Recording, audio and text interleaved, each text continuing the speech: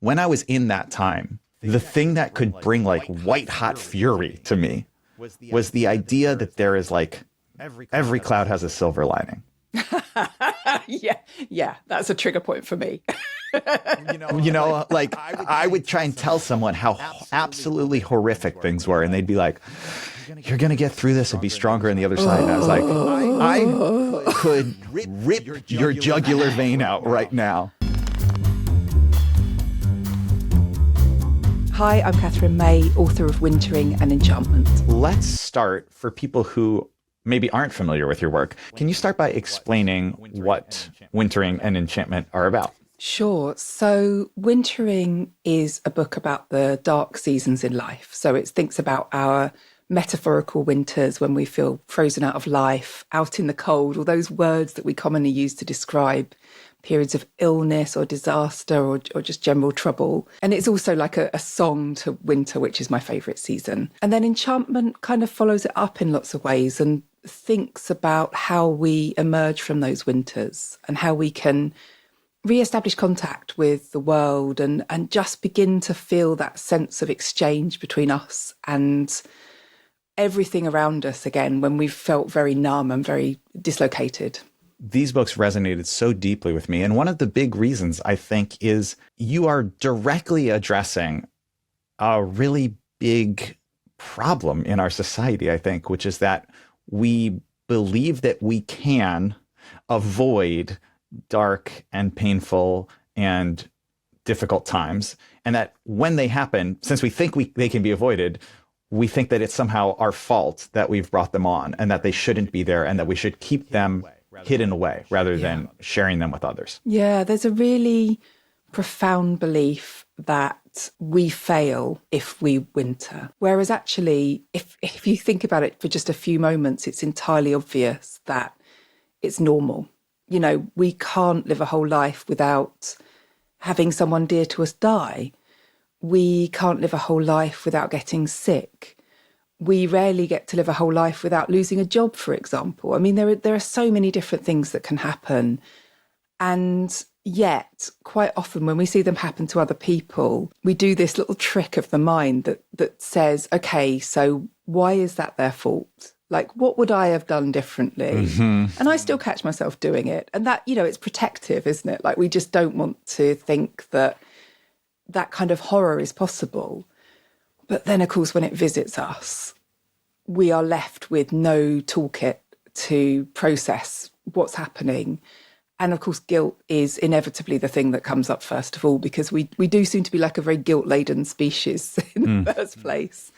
And we don't allow ourselves any other exit route, really. I want to read a few quotes from Wintering here. Towards the beginning, you write, "However it arrives, wintering is usually involuntary, lonely, and deeply painful. Yet it's also inevitable. We like to imagine that it's possible for life to be one eternal summer and that we have uniquely failed to achieve that for ourselves." A few pages later, you write, "In our relentlessly busy contemporary world, we are forever trying to defer the onset of winter. We don't ever dare to feel its full bite, and we don't dare to show the way it ravages us. An occasional sharp wintering would do us good. We must stop believing that these times in our lives are somehow silly, a failure of nerve, a lack of willpower. We must stop trying to ignore them or dispose of them. They are real, and they're asking something of us. We must learn to invite the winter in. We may never choose to winter, but we can choose how." I was so struck, especially by this last line there. We may never choose to winter, but we can choose how. I wonder if I can just get you to talk a little bit more about that. Yeah, I mean, we can't push that phrase too far because obviously, like, I think if we got to choose how, we would tend to rush it through, actually. Like, this time in life is vile and I want it over with. Yeah. But what we can do is enter this path of radical acceptance and know that actually winter is like necessary change arriving. Not welcome change, but necessary change. And what that means is that we can allow ourselves to be mindful through that process, to notice everything that's happening, to ask what's going on, to try and find a way to stop resisting it, because as Alan Watts says, like a lot of the pain that we experience is the running from the pain. That is the kind of very definition of pain. And instead, we can begin to think okay, I'm going through a fundamentally human process here. And when I come out the other side of it, which I will on some level, I will have gained in like wisdom and the rich experience of the world. And we need to learn to do that without saying, and I can avoid suffering in the process, because that just isn't part of the deal. I think this is the kind of conversation where it actually really helps sometimes to be specific and personal. So just to share, a particularly dark winter for me was my wife had gotten very ill mysteriously with injuries and chronic pain. And it had led to her essentially not being able to take care of herself. It felt to me, as a person who loved her, like things were getting so bad so fast and past a point that I knew that things could ever get bad. And I felt for me this sense that I was working as hard as I possibly could, trying so hard, and it was essentially doing nothing. Like I was barely keeping the wheels on, but the things were just getting worse and worse and worse. It's that kind of treading water thing, and you're getting more and more exhausted and nothing, and you're just actually losing ground. Yeah. Yeah. The metaphor I used quite frequently was that I am using 100% of my effort to just keep us both from drowning, but we are not making any progress. You know, fortunately, that is not where we're at anymore. And so one of the things that really resonates with me about the metaphor you choose of winter is that it's a season. It doesn't mean that it's a short season. When I was in that time, the thing that could bring like white hot fury to me was the idea that there is like every cloud has a silver lining. Yeah, that's a trigger point for me. Like I would try and tell someone how absolutely horrific things were, and they'd be like, "You're going to get through this and be stronger on the other side." And I was like, I could rip your jugular vein out right now.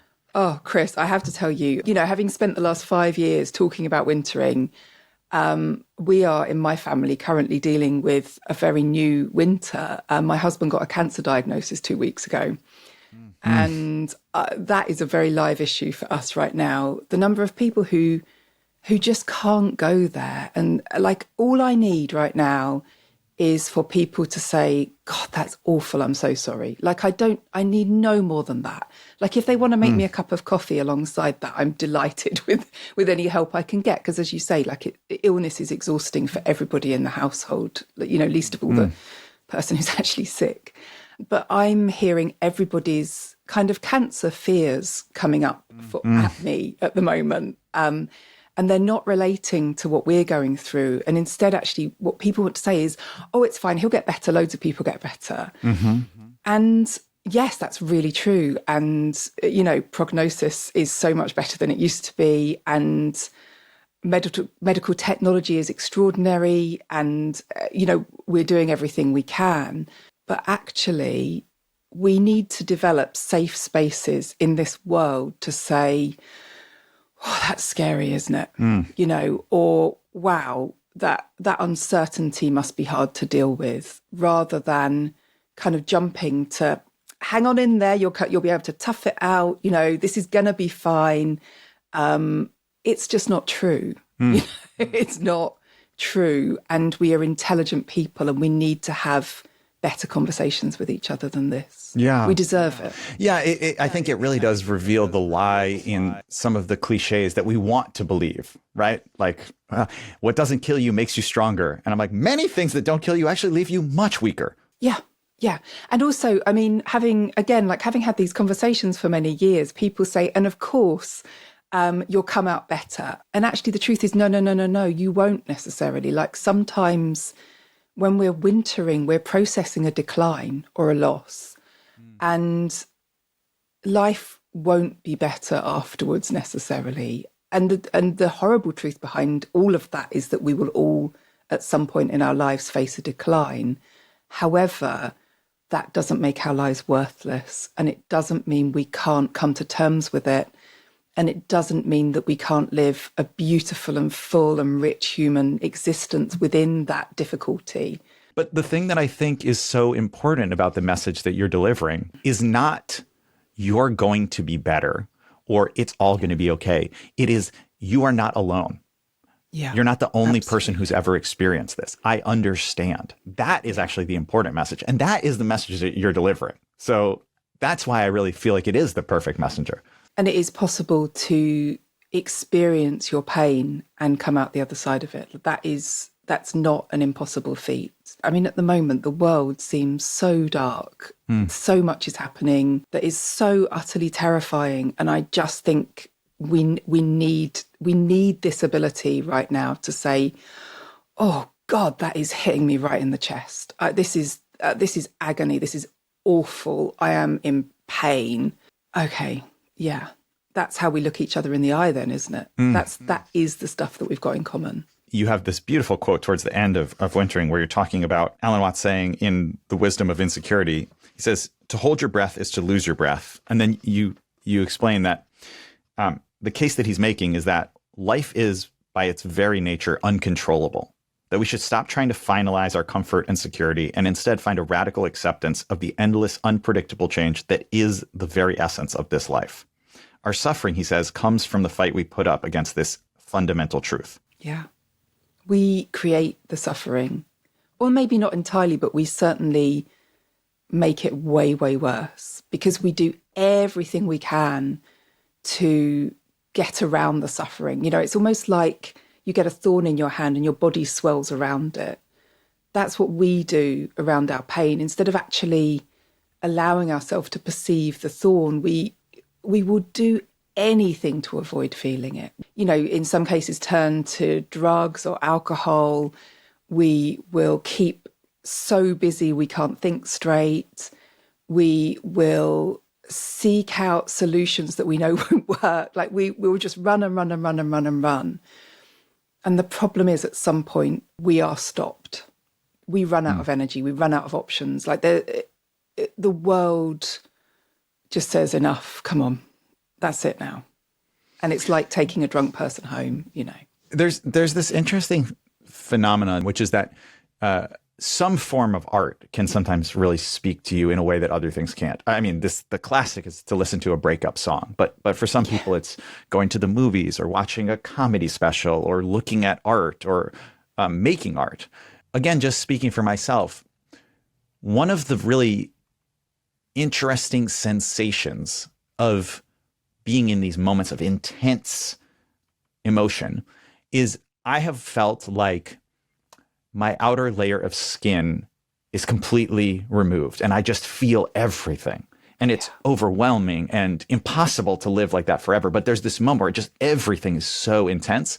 Again, without saying like there's a gift or this is a good thing, but that is quite an interesting and different way of experiencing the world. And I think it's very tied towards art and the experiencing and the making of art is to feel every emotion, to be able to cry so easily, to be able to laugh with wild abandon, to have these feelings run through you at a 10 immediately rather than the 3 or 4 that they might be at in a different moment in your life. Yeah. I mean, it's a complicated gift, but it is actually a strange gift that we're given at these points, because as well as being alive to pain, we are so alive to beauty in these moments. And just the tiniest thing can just feel transcendent for a few moments. And I do think that one of the factors of a wintering that we ignore is how emotionally varied they are. You know, like we come away remembering the sadness and the misery and the struggle. But when you look at it moment by moment, what we're actually experiencing is like super intense emotions all the way through. And, you know, people's kindness to us right now is so moving. When someone's sick, you often end up like remodeling the bathroom so they can get in and out of the shower and things like that, like as if everything else isn't on your plate. That's where we are right now. And I had a pallet of tiles delivered yesterday and I was already like dreading it. You know, I was just thinking, I've got to carry all these damn tiles in on my own, you know, like it's all I could think about all day. The pallet arrived, I picked up the first box, carried it into my house. And as I was coming out of my front door to get the next box, my neighbour was already carrying a box in. Like he'd seen it out the window and he just came out to help. He didn't ask, he didn't need me to ask. And I was so moved by that. That's the beauty that you begin to see, is that people are looking for a way to help.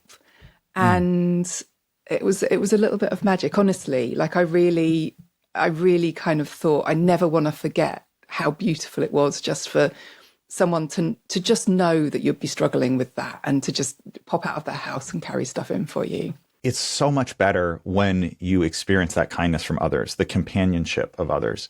And yet, I think most commonly people say, Katherine, I'm so sorry to hear this is going on. Let me know if there's anything I can do to help. And that's very well intentioned, really well and yet intended, almost impossible to take them up on that. So how does one, and how are you leaving yourself open to those moments of absolutely necessary, vital kindness without having to text all the people who have texted you back and say, could you come and help me move these pallets, which just feels impossible to do? I've reflected on this a lot because I think that we're all happier giving care than receiving it, essentially. You know, we see the state of needing care as a kind of humiliation or a weakness. And yet, like, we are in need of care right now. And so I've been disciplining myself when people say, how are things, into kind of, if it's the right person, like not just any person, but the people that I'm actually close to who I know really care, saying, oh, things are really rough today, actually. Like, just practicing that sentence and not defaulting to the stuff I want to say with like, yeah, we're all right. We're going through it step by step. You know, people ask how my son is, and, you know, my default is like, oh, he's fine. He's not fine. But none of us are fine. And so actually, like, opening up that pathway to let people help is, in a weird way, a way of being generous to other people, because they do want to help.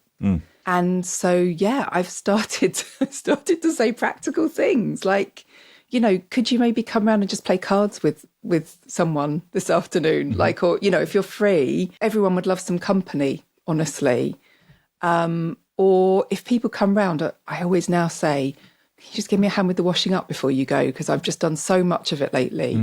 Nobody minds. Nobody minds. And it's a way of communicating that I'm exhausted, I'm at the end of my tether, and I could actually do with a little care. Like, it's okay to need a little care.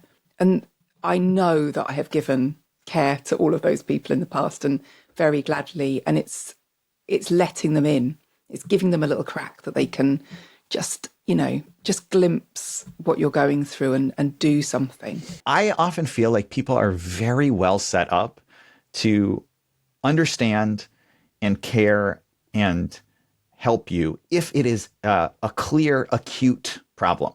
My foot is broken and the cast will be off in 3 weeks.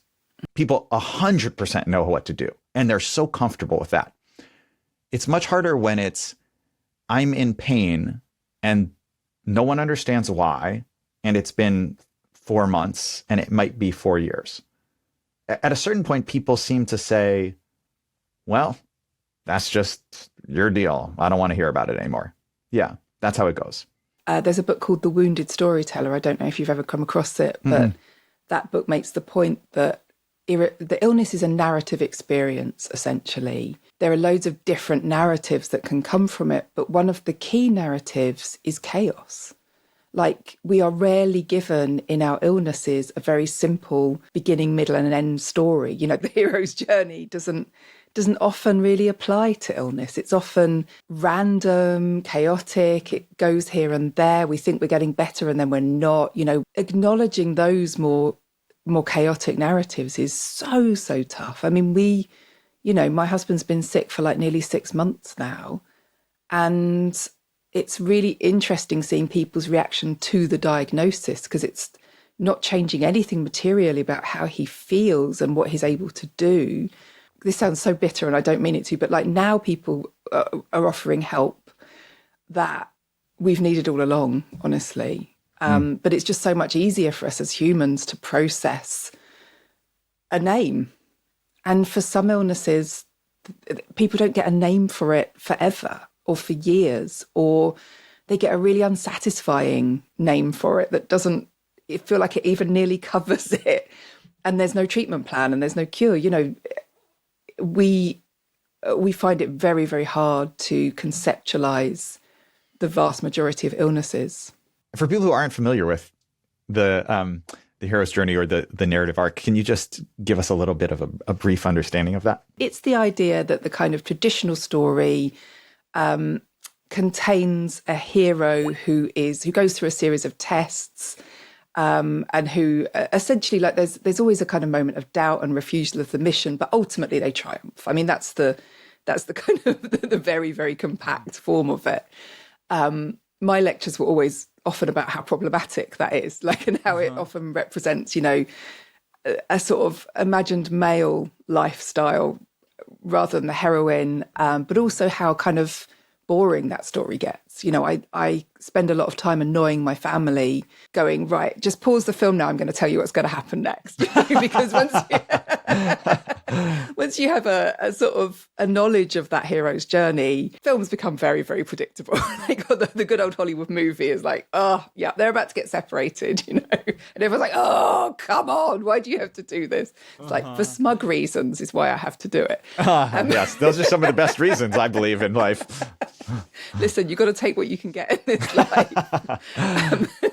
The truth is that real life journeys, real life narrative arcs are rarely like that very heroic narrative. And we rarely get this moment of simple triumph, you know, that we might be led to expect that we can hope for.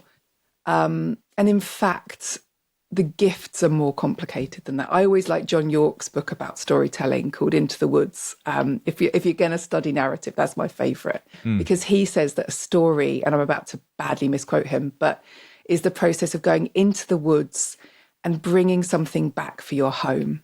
The journey is there, but the gift that you bring back is complex and not necessarily what you expected to get, but it does sit right in the middle of your existence.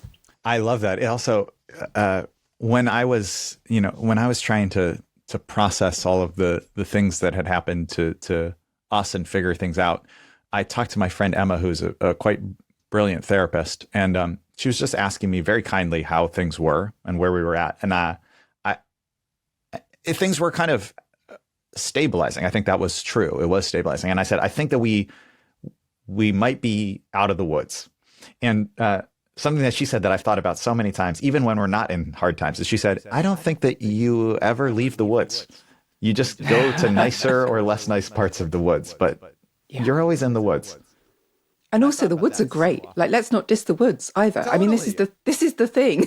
People pay a lot of money to get to a cabin in the woods. Yes. I love the woods. It's that. I mean, I'm back to quote Shakespeare, I do apologise, but like I always think about Full Fathom 5 from The Tempest, you know. Full fathom 5, thy father lies, of his bones are corals made.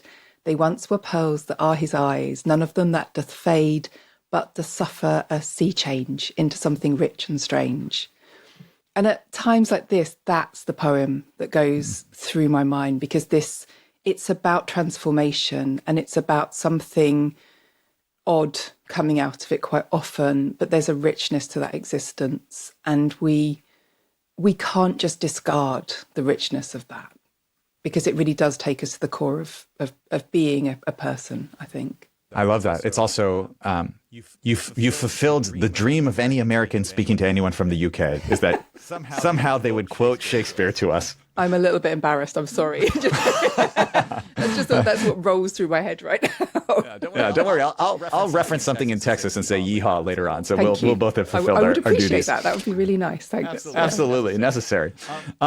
There's a moment in another moment in Wintering where you're talking to a friend, and she's telling you that her doctor has essentially said to her that this isn't about getting you fixed.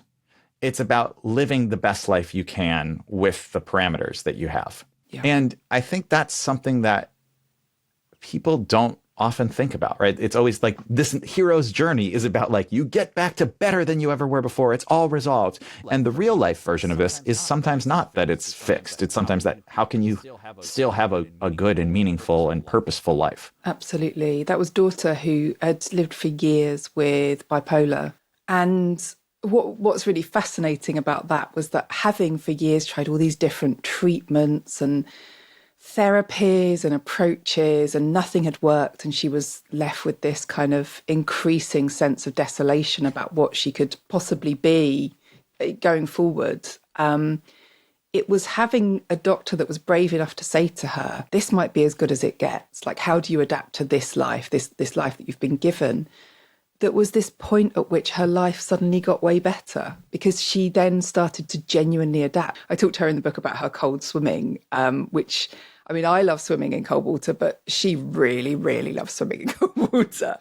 But it's how she learned to actually make herself happy rather than to ask other people to make her happy.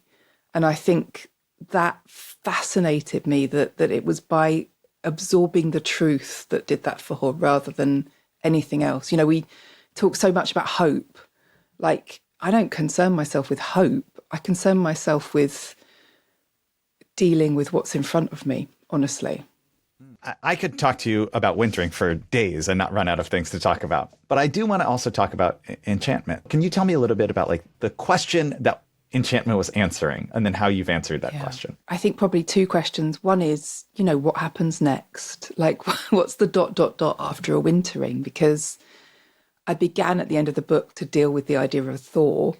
But how does that actually look, and how do we come back even more connected, like even feeling that stuff even more deeply? Like, how do we not lose those insights that have begun to grow in us during a wintering? But I think on a personal level, for me, I was writing Enchantment in the middle of lockdowns, like successive lockdowns, and just thinking, you know, what can I say now about this world that is so unpredictable and that really feels like the pot is being stirred? You know, I didn't know what life was going to look like when this book landed. You write a book and it's more than a year until it comes out. And at that point, it felt,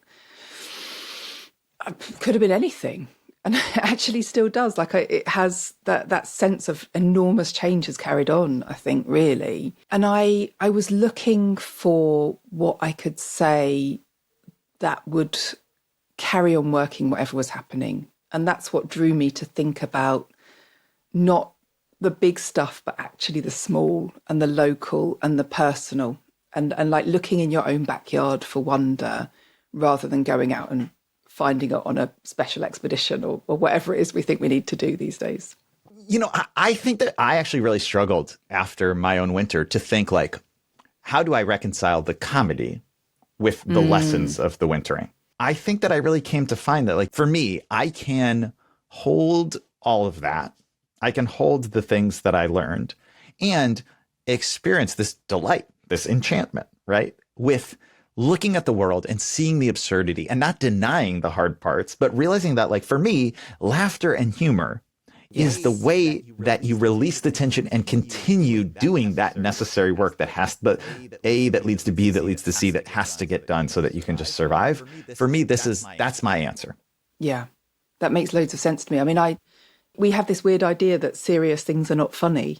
And I actually think that the most serious things are often the most funny. 100% agree. You know, and I'm such a believer in gallows humour. Like, I think it is this amazing human function that we have that helps us to cope. I never believe in any story that has no humour in it.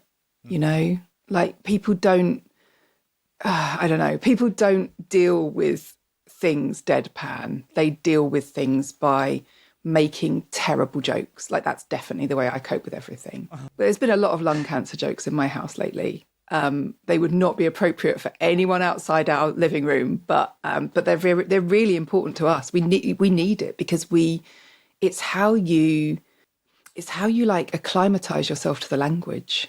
You try stuff out, you know, and every now and then one of us will crack a joke that goes a bit far, and we'll all be like a bit like too soon. But that's really important too. We're really needing those jokes right now. And that, I think, is such an important piece, right? It's not like everyone should be able to make you laugh about your thing. It's that you should be able to find your people and laugh together.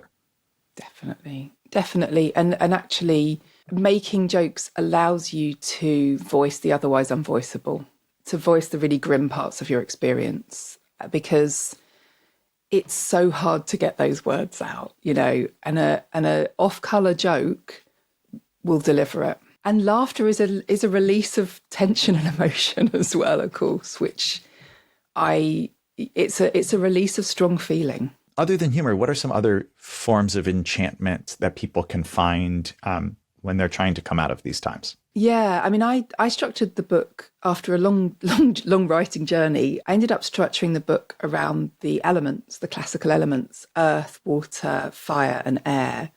That's actually quite a kind of good guide. Like, how can you make contact with what those things mean to you? I think one of the simplest is earth. Like, there's a chapter about taking off your shoes and just touching the ground with bare feet, and how, you know, we all do that when we hit a beach, you know, because we don't want sand in our shoes. Mm-hmm. But actually, we forget to do that at other times. And one of the simplest, I kicked off my shoes as I'm speaking now, it's irresistible. One of the simplest ways that you can just make contact with the actual earth again and join yourself to the planet that is supporting you all the time is just taking off your shoes. Your feet are so sensitive. We have all these opportunities around us to just make contact. We don't have to load it with loads of meaning. We don't have to have a guru to show us how to do it. We don't have to have like a text to explain it.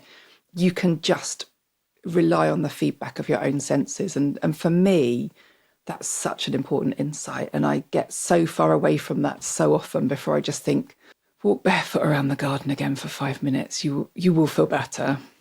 Also, the experience of being in contact with water is always transformative, even if sometimes it's just plunging your feet into a bowl of water, you know, at the end of a long day. Baths, showers, swimming, going out in the rain, you know, all of those things. Different people will love different parts of that, but water always makes you think about fluidity. It has to. And it also is a like a profoundly temperature changing experience as well. It makes me think that I was visiting some friends who live in Austin, Texas, and I jumped into this body of water there, Barton Springs, this public body of water. It's cold and it felt incredible. And I popped out and I just went, yeehaw! You promised you'd yeehaw me. I promised I'd do it for you. So there you go. Now we can end the podcast. Katherine May, what an absolute delight it has been to talk to you. Thank you for your work and for your time and for your gifts. I really appreciate It's been lovely. And thank you for the yeehaw at the end. I just love that.